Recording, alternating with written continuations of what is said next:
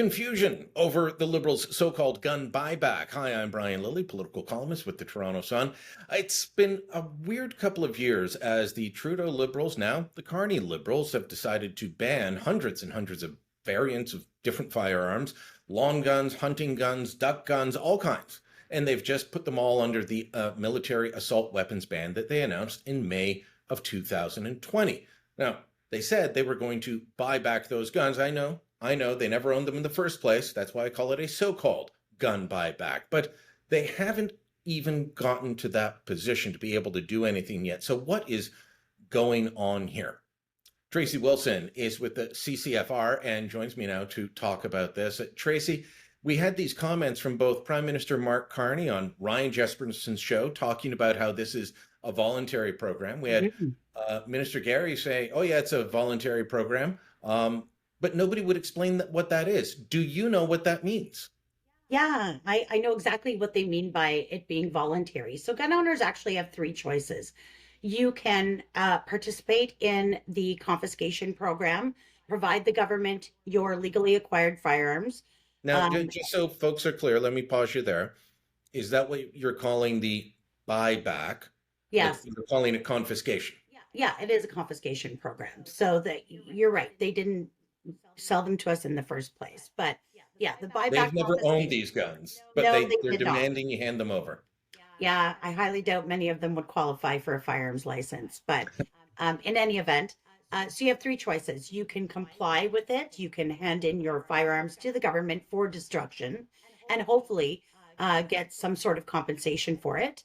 Your other choice is if you want to keep those firearms, you can actually. However, you are going to have them professionally deactivated and, in other words, destroyed at your own cost. And it's somewhere between $500 and $700 per firearm at your own cost. And of course, you would be able to keep the junk that is left over. They would be completely destroyed, never able to fire again. Or your third option, of course, is to not comply with any of it and subject yourself to potentially lengthy prison sentences and the destruction of your life. So I guess when you want to look at it that way, it's voluntary in the sense that you can choose your poison, which way you want the government to destroy you. Yeah, that's a weird way to describe it as voluntary. When I heard this, I had a few people reach out to me because they know I write on this, maybe not as much as I used to, but I still write on this issue. And they said, oh, are they going to grandfather these firearms? So you can keep them. You can't take them to range. You can't use them, but you can keep them. And that's why I reached out to you. I was like, what are they talking about? None of this makes sense. So originally in the original May of 2020 OIC, grandfathering was actually a third option. But during the time of Public Safety Minister Bill Blair, former Public Safety Minister Bill Blair, after a lot of opposition from the anti-gun lobby groups, they removed that option for grandfathering, which to me is strange because we've never actually had a firearm confiscation program in Canada. It's when they ban guns, which they've done before, they have lots of practice at this.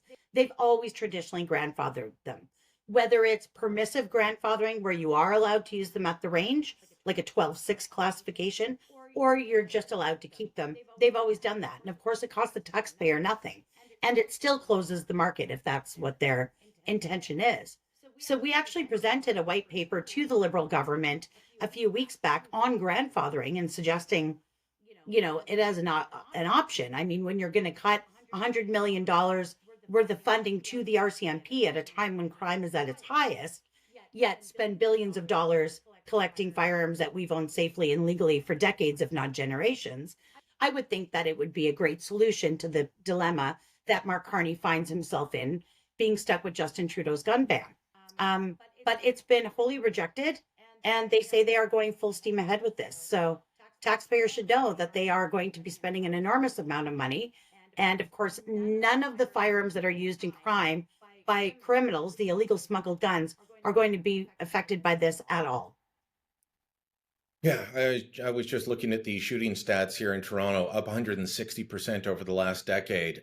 They're not a bunch of AR-15s. They're not a bunch of sport shooting rifles or duck rifle or duck shotguns. They're illegally smuggled handguns. Right. That's what we're dealing with in this city. In this city that I'm sitting in, you're in Ottawa, but and Ottawa's seen an increase in shootings. Mhm. Everywhere has. It's due to fentanyl. That's, those are guys using illegal guns and illegal drugs, selling them. It's not due to your members. So, but let me ask about this. You've got two choices. What kind of compensation do you get back? Because if I'm sitting there looking at this, I might be really attached to, a firearm and I don't want to get rid of it, but spending $500 to $600 to make it as useful as the cannons sitting outside Queen's Park that have been rendered useless, but they're there for decoration. I mean, that's what you'd have is a Yeah. piece of decoration. That, or you get some money back. Are they offering fair compensation? So we have no idea what they're offering because they, of course, haven't put that on the table yet. And, I thought they for had released instance, some figures. they've got figures for retailers. And of course, retailers, it's very easy. Retailers, it's not their personal property, it's inventory that's unsellable that they've been storing and paying insurance on. And they've got invoices for importing those firearms, so they know exactly what they're worth.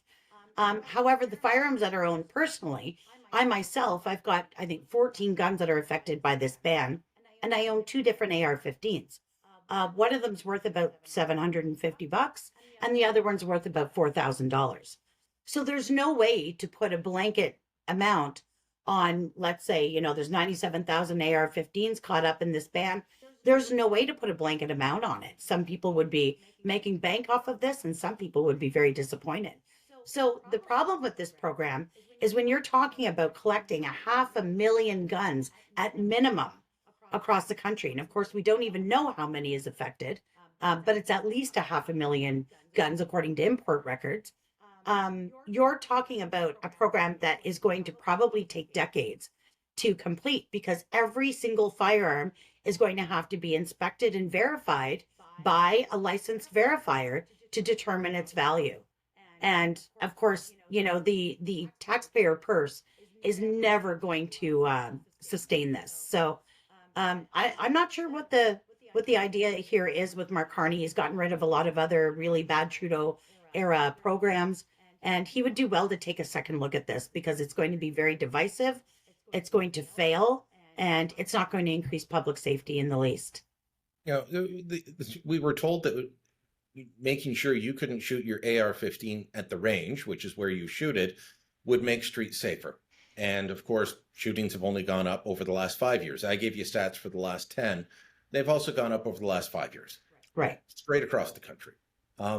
So that was what they claimed. As you say, he could walk away from bad Trudeau policies. He has before.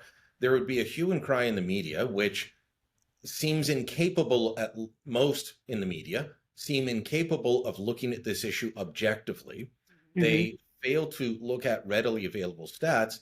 He could just walk away from it and it would not impact crime at all. No, and in fact, law enforcement would support it. You've got everything from the National Police Federation, which is the RCMP union, down to Toronto Police, Peel Police, Durham County Police. There isn't a law enforcement agency in the country that's cheerleading this gun ban or the gun grab or the confiscations. So, there would be a minority of people who would be upset, and that would be the anti-gun lobby groups. But at the same time, there is other options for this government. In my opinion, they should scrap this thing entirely and instead focus their efforts and resources on stopping the flow of illegal guns. Call me crazy, but I think that would be a better route. But if nothing else, he should do a permissive grandfathering. People bought these in good faith. We've owned them for decades, if not generations, used them safely and without issue. So why are we being punished? It definitely cancels the social contract between gun owners and their government. So it's not a good policy at all. Tracey, one of the things that you and I have talked about in the past, and this is going back several years, was how are they going to actually take possession of these firearms? And from what I understand, years ago, they asked the Canadian Armed Forces and they said, no, that would look really bad. And it's not our job having the military go around to people's homes and taking their guns. They've asked police forces. The OPP does not have the wherewithal to do this in Ontario. The Sûreté de Quebec do not have the wherewithal to do this in Quebec. across the country where the RCMP, was out in Alberta recently, and they're telling me that detachments are down 30%, sometimes more, in terms of the number of officers they're supposed to have. So they don't have the ability to do this. In the national RCMP, but good luck. They don't have that many officers outside of contract policing, except in a few locations across the country. So how are they planning to do this? Are they still considering those postal outlets at Shoppers Drug Mart? Oh, that was the funniest one of all. Well, it's interesting because in that interview with the Prime Minister, with Ryan Jesperson, he spoke about the confiscations. And Carney corrected him and said, these are not confiscations. And anybody saying that is misleading you. They're not confiscation. We're not going door to door and collecting these firearms. But if you rewind 2 years ago to when Dominic LeBlanc was public safety minister, right in committee, he said they would be sending law enforcement door to door. Now, of course, no law enforcement agencies want to do it, nor do they have the manpower for it. I almost, I try and be reasonable, but I know that Public Safety Minister Gary Anandasangari also said that they're hiring 1,000 new RCMP officers to, patrol the border and try and stop the flow of guns, drugs, human trafficking, And whatever. there's I more almost wonder, officers too, but that's not for this yes. program. Well, I wonder if they will be rerouted because ultimately, if the program rests on the idea that gun owners are going to voluntarily sign up for this, self report what they've got to the government. Because aside from the AR 15s, don't forget everything else was previously non restricted. So it was not registered. So half the problem is they've got no idea who's got what. They've got no idea where it is. They've got no idea what it's worth. And they're going to expect you to voluntarily turn it into the government.